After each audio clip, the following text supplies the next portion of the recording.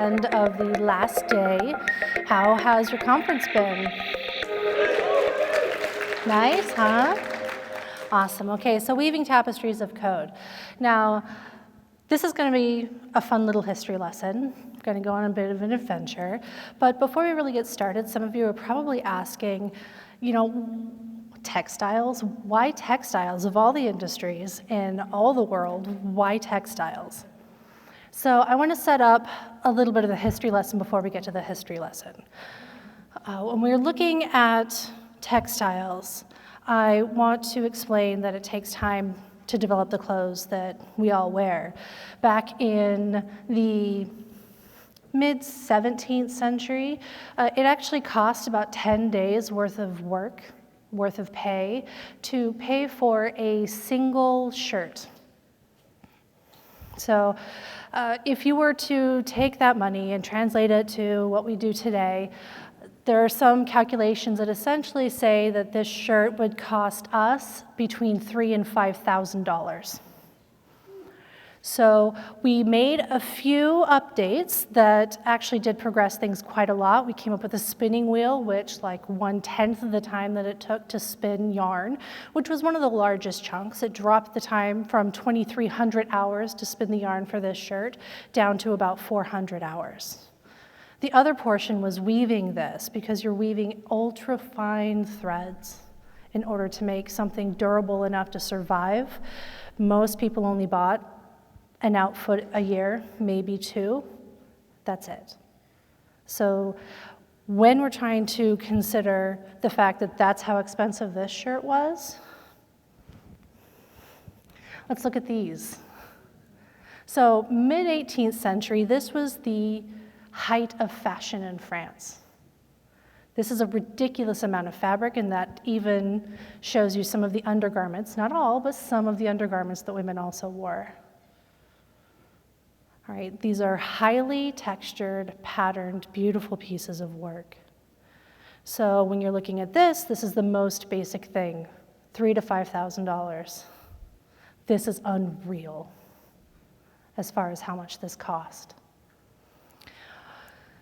So if you look at how much time it took to develop 18th century French silk brocade, this would take between 15 and 27 days of 12 hours a day of weaving, because a weaver could only do about 2 inches per day. These patterns were highly complex.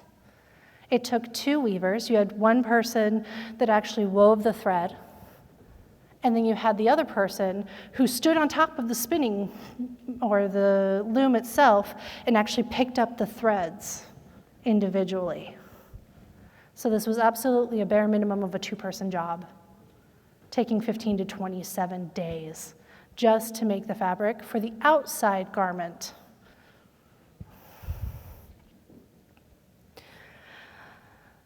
So then we get to this picture, which is one of the most famous early computing pictures ever.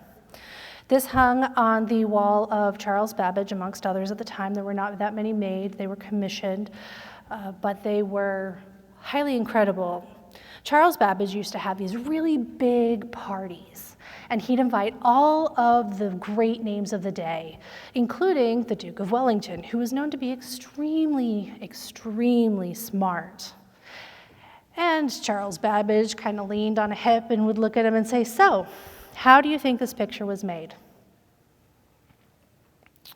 And the Duke of Wellington would look at this, and he'd say, "Well, it looks a lot like a woodcut.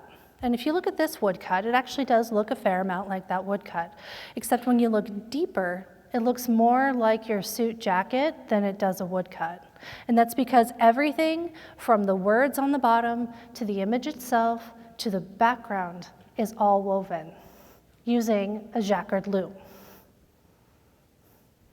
This took 24,000 cards to program, when the average French silk brocade took about 4,000. It would take months to lay this out. We got the French Secord loom, starting in December of 1800 was when the patent was given. It was put into production in about 1801. And it's a little bit misleading because it's not just the loom that we're talking about, it's basically that top box was the real innovation. But there's really nothing on this loom that was unique to Jacquard. In 1725, Bouchon had developed his loom that used a piece of paper that had punched holes in it to essentially align up and set up the process of his draw loom versus the looms that we use today, with warp threads that allowed him to pick them up programmatically using rods. And in 1728, 3 years later, his protege, Falcon, developed this one that said, well, you know, those pieces of paper are really difficult because if one rips, and they ripped all the time, if you misplaced it ever so slightly, it was going to tear. You'd have to recreate the entire piece of paper.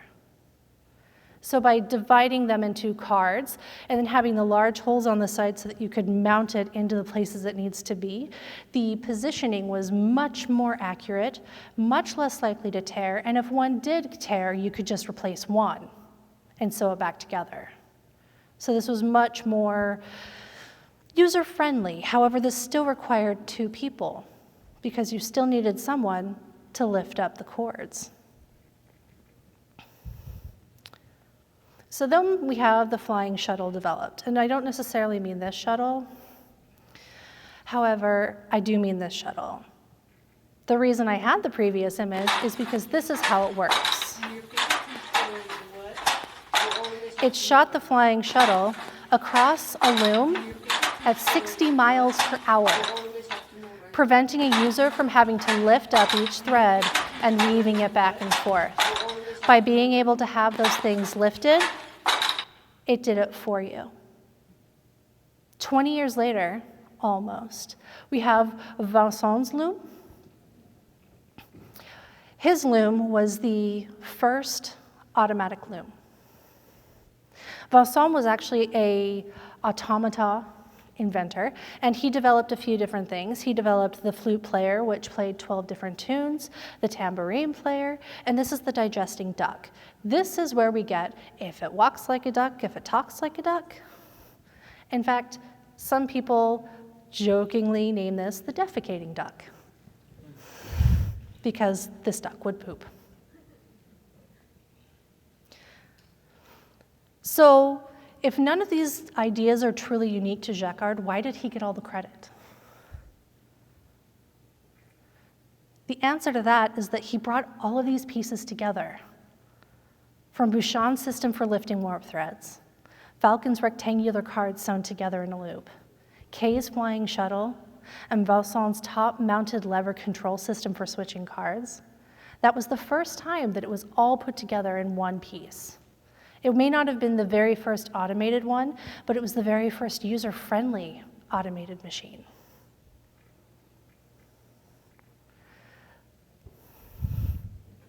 Now, unfortunately, right about this time, just shy of when this was developed, we had the French Revolution, and more specifically, we had the Reign of Terror. It took 10 months to kill off about 1/5 of the French population. Like 400,000 people died. Now, though that hit most of the demographics within France, it was pretty heavily geared towards the clergy and the aristocracy, which meant that by the time the Jacquard loom came out, nobody wanted French silk brocade. So what happened to our Jacquard loom? Richard Roberts, who developed every single one of the things on this list, a wet gas meter, improved lathe, planing machine, power loom, self-acting spinning mule, which allowed us to spin, starting at 4 threads, which is what we could do then, up to 80 threads per machine, dropping what used to be 400 hours worth of work into 9 minutes. The gear cutting machine, the electromagnet, and the punching machine. He took Jacquard's loom, specifically the head, and attached it to something that we now know as a riveter. And because of Richard Roberts, we not only have the first automatic powered loom that no longer needs people to sit there and weave, we also have industrial military ships and bridges. And that's where it went.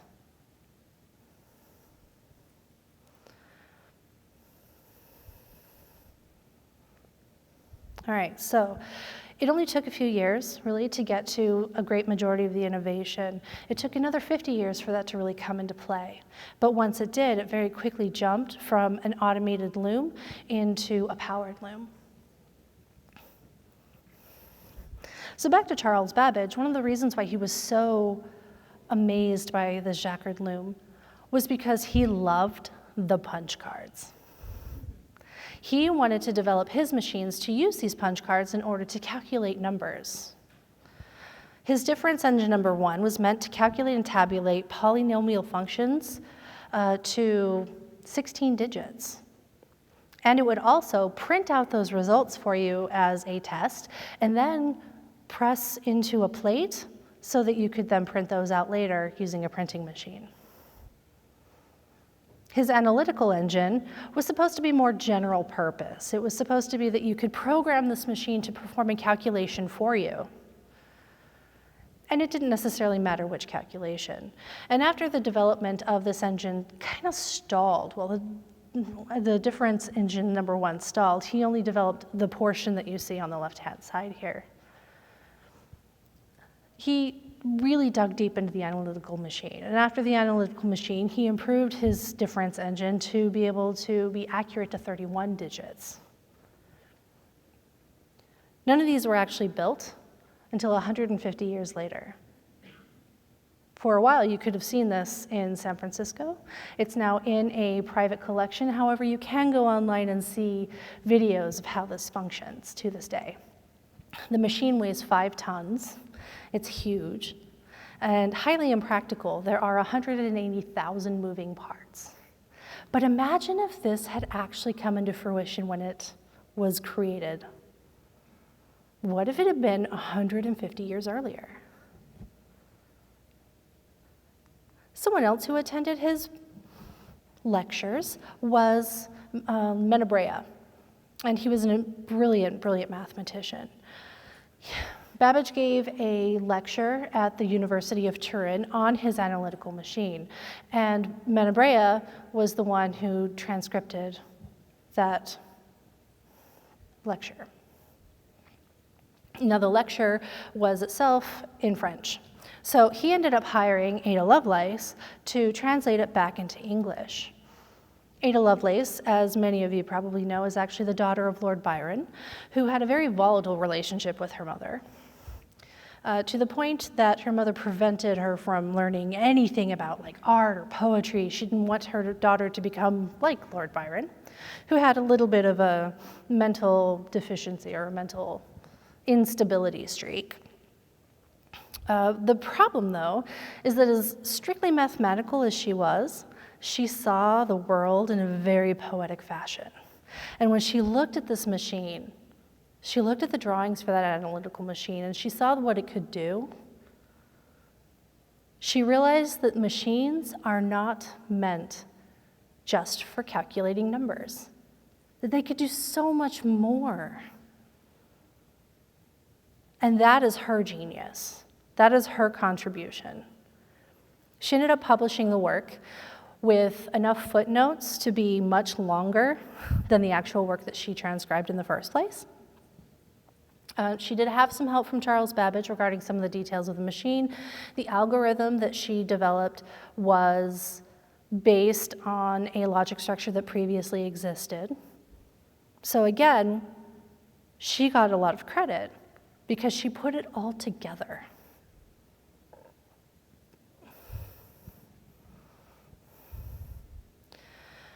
So quite a few years later, another 50 or 60 years, we have Herman Hollerith, who at his doctorate thesis was an electric tabulating machine. The next year, the very first census used punch cards from his company to mark off each dot for each person. And at that time, it wasn't more of a combination of dots equaled something as much as this dot meant your gender, this dot meant your demographic, this dot meant where you lived. It was a little bit more specific.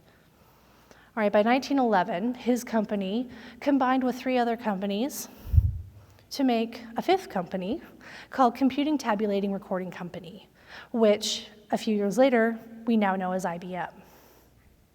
In 1928, IBM introduced rectangular, whole, 80-column format punch cards, which is why, to this day, our IDEs default to 80 columns, all based on Jacquard Loom punch cards. So from 1800 to 1924, and something that could have been technically developed by 1840, we very well could have had the Industrial Revolution and the computing age much earlier than we did. So let's talk a little bit about wartime efforts and knitting. This beautiful quote I found says, "During wartime, where there were knitters, there were often spies, a pair of eyes watching between the click of 2 needles." And this was less because knitting was used for code, and more because people didn't pay attention to knitters. Knitter is grandma sitting in the corner. She's just a woman, as they'd say. But those women were kind of incredible. So the very first reference to using knitting in code, or code in knitting, was Madame Defarge from The Tale of Two Cities, written by Charles Dickens in 1859.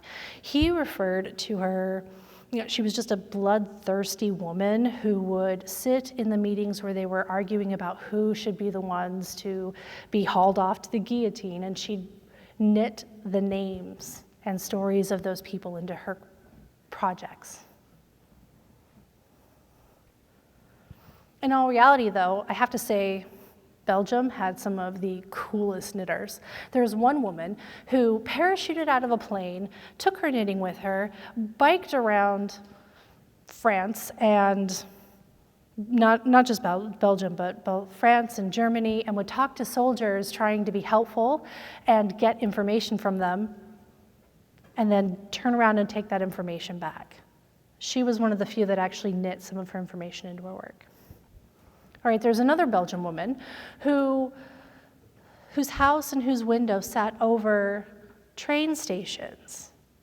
And so while she was sitting there knitting, she'd be tapping her foot.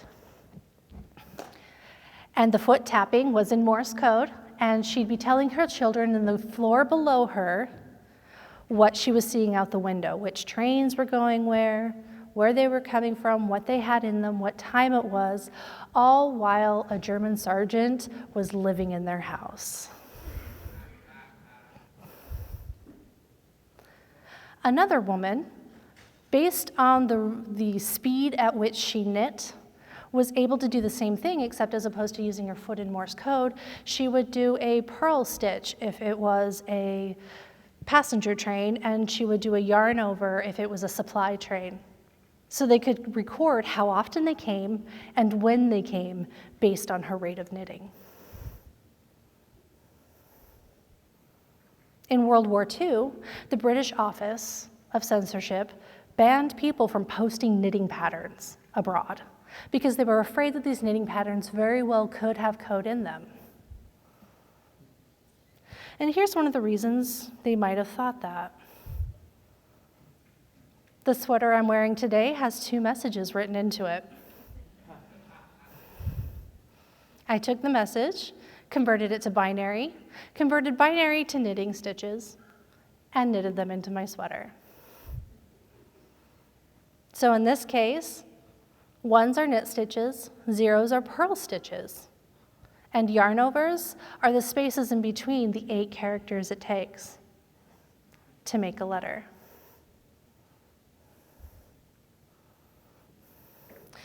So knitting and crocheting and weaving and stitching and embroidery, goes much farther than just messages and punch cards. There's some beautiful mathematical things that we can do with crocheting, for instance. So look at the middle picture. The top one has two parallel lines. This is what we know as parallel lines. They are two straight lines that will never cross. But in hyperbolic knitting, all three of those intersecting lines on the top are parallel to the line below it. And when this woman, Diana Tamina, asked how, why, her teacher said, imagine it, because we can't show you. And it wasn't until 20 years later when she had to teach hyperbolic physics and geometry that she really looked deeply and discovered that it was a crocheting pattern she was looking at. So she started crocheting and playing with it a bit, and this is what she came up with. And this is one of her very first versions. And this is what she took to her students and said, look, if you fold along these lines, they never intersect. It's not that these are straight lines, it's that they're straight on the plane themselves. If you fold it into a straight line, that's what they are. But if you look at them in comparison to the line below it, they curve so that they never touch. They curve into each other and they curve out.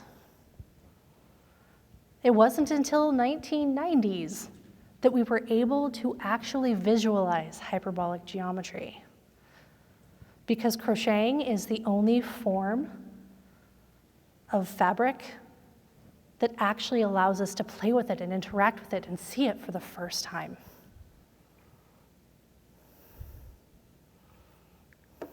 Another version of this is the Lorentz Manifold. Though the hyperbolic geometry was the very first time a crocheting pattern was printed in a scientific journal, this was the second, only a few years later. All right, so this is a simplified model of equations describing the rising and cooling of hot air, otherwise known as thermal convection, in the atmosphere. But this is the only way that we've been able to determine that we can visualize these things, that we can play with them and move them and swirl them and see them in a way that's stable. And in this sense, these fiber arts, these things that old women knit while nobody paid attention to them, were the ways to discover mathematics. Something that a lot of people are really familiar with, because we wear them a lot these days, is infinity cowls. They're just Mobius strips. But something else that we have a lot of difficulty interacting with is a Klein Bottle, which is a three-dimensional Mobius strip. Every side is the outside. Every side is the inside. You can put your finger on one spot and wrap all the way around and touch every surface without lifting, without folding into an inside.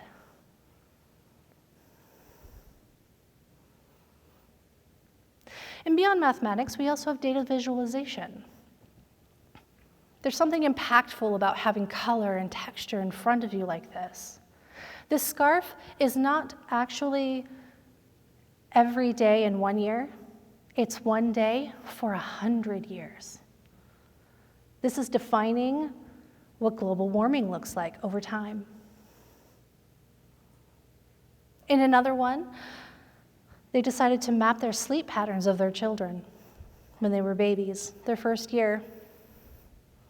And they could see how they went from very erratic and who knows when to something much more stable.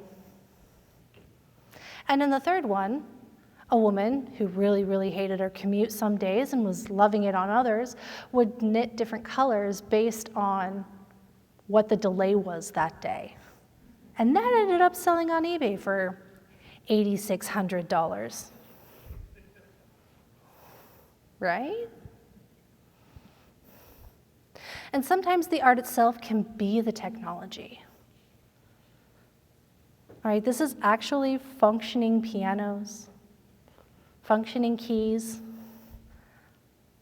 functioning sensor and just touch and gesture motion sensors. Or sometimes it's just a QR code to allow you to connect to the Wi-Fi.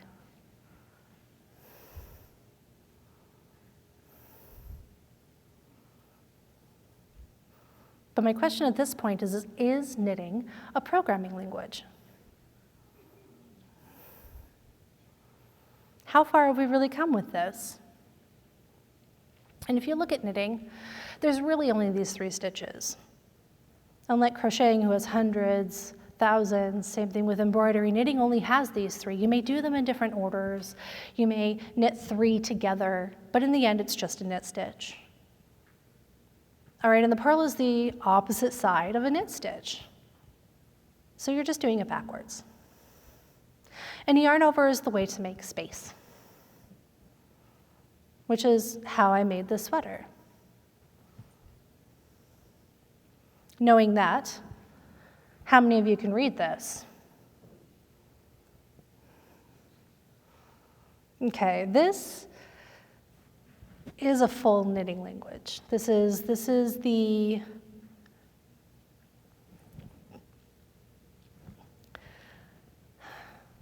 in fact us programming. We have to figure out so many things in our heads, like how many multiples and then how many stitches we have to add. We have asterisks, we have parentheses, we have 2 last stitches. And if you really, really look at this, you'll recognize that this is what it is.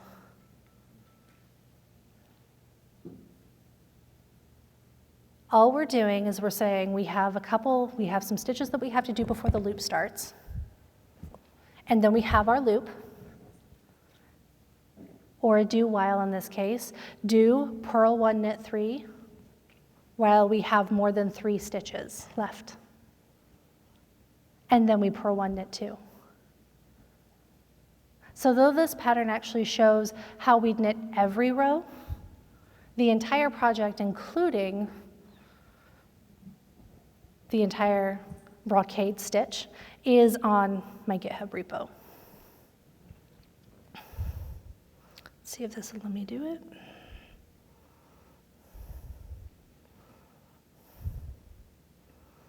Nope.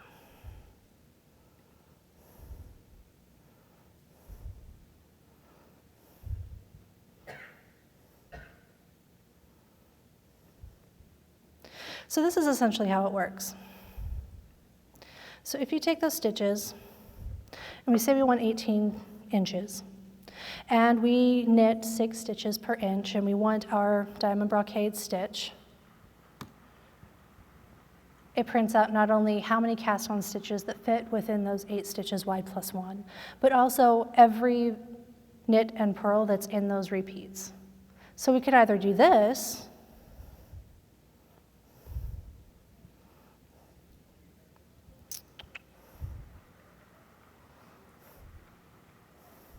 or we could do that.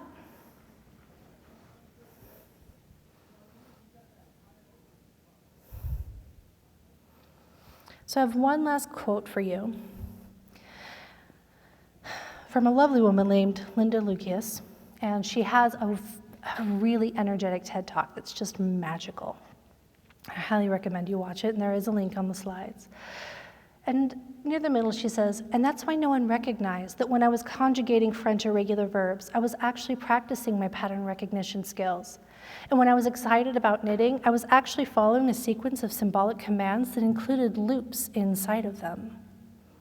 And that Bernard Russell's lifelong quest to find an exact language between English and mathematics found its home inside of a computer.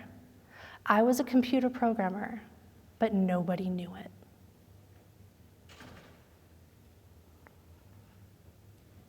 We went from an 18th century fashion fad in France all the way to mathematics and science and is knitting a programming language. I have 2 points that I wanted to make. One is we all stand on the shoulders of giants, and just because your idea may not be absolutely unique in every fashion doesn't change the fact that it's yours and it's important and it should be heard.